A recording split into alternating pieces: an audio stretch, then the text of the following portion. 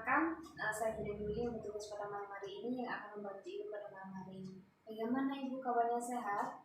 Alhamdulillah sehat. Bagaimana dengan anaknya Bu, masih suka menyendiri atau udah berubah? Ya seperti itulah karena kadang Baik. Di sini saya akan membantu agar anak Ibu bisa perkembangannya lebih baik ke depannya ya Bu. Nah, ini ada kuesioner, nanti diisi ya Bu untuk data-datanya sesuai dengan perkembangan anaknya. Gitu. Ini ya Bu, ini penanya. Sebelumnya Ibu sudah tahu tujuan untuk mendeteksi dini anak autis sekarang di prasekolah. apa itu? Nah, jadi tujuannya adalah untuk mendeteksi dini secara autis ini pada anak umur 18 bulan sampai 36 bulan Bu biasanya. Nah, ada juga jadwal atau deteksi dini autis pada anak prasekolah ini yaitu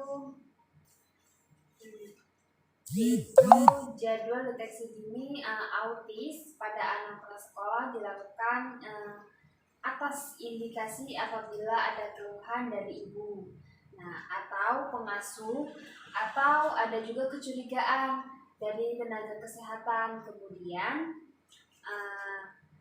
kader kesehatan yaitu BPKB atau petugas padu atau pengelola TPA dan guru TK seperti itu Bu. Keluhannya tersebut dapat berupa salah satu kelebihan.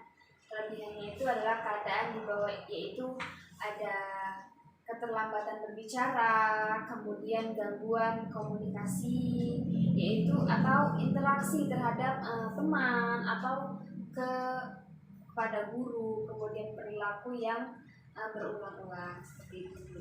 Nah, ada juga Bu peralatan untuk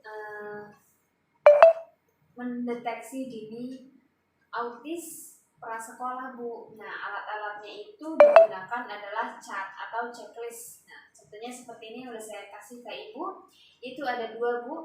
Nah, yang ada 9 pertanyaan dan dijawab oleh Ibu atau nanti pembantu atau bapaknya yang mengisi sesuai dengan perkembangan anak. Kemudian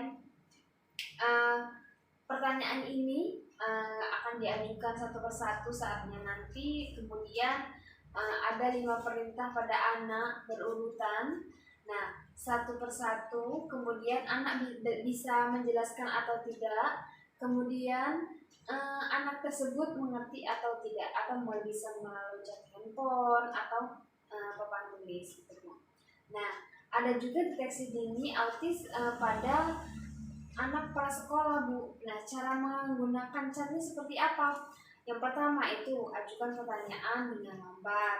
Contohnya kita ingin memerintahkan di sana ada apa ya? Ketika dia menjawabnya lama, nah itu harus, atau dia jawabnya yang lain, itu harus dipertimbangkan, atau kita harus lebih teliti pada perkembangan anak seperti itu. Kemudian jelas, nyaring, satu persatu perilaku tertulis dengan cat kepada orang tuanya, kemudian atau pengasuhnya. Nah, yang kedua, lakukan pengamatan. Setelah diamati, kenapa anak ini tidak sesuai dengan apa yang kita suruh gitu. Terus yang ketiga, kemudian jawaban yang sudah ibu tanyakan ke anak atau pengasuh itu pengamatannya atau kemampuan anak ya atau tidak ya. Di situ ada terang, nanti tinggal dicentang atau jawaban bisa diuraikan gitu. Nah, ada juga intervensi dan deteksi dini autis untuk prasekolah.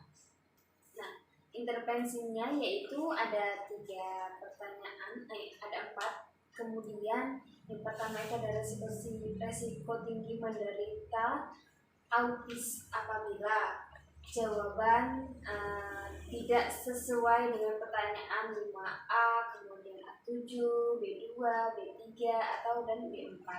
Nah, resikonya rendah Bu menderita autis ini. Bila jawaban tidak, maka pertanyaan A7 dan B4 tidak dijawab. Kemudian kemungkinan penggunaan perkembangan Yang lain yaitu ada jawaban tidak atau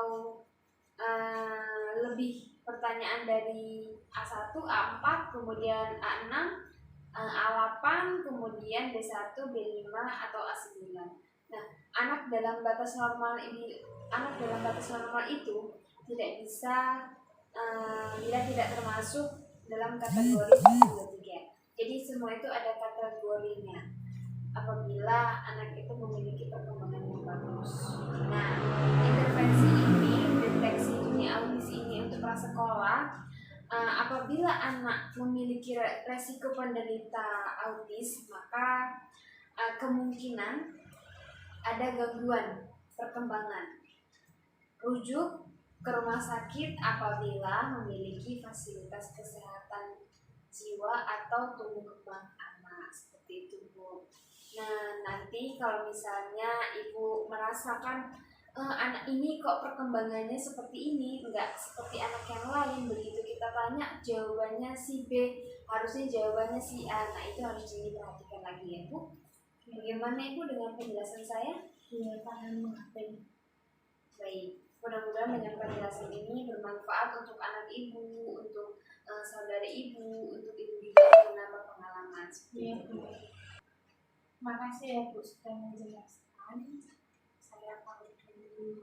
Baik, Makasih ya Bu. iya sama-sama Ibu. Hati-hati di Assalamualaikum. jalan.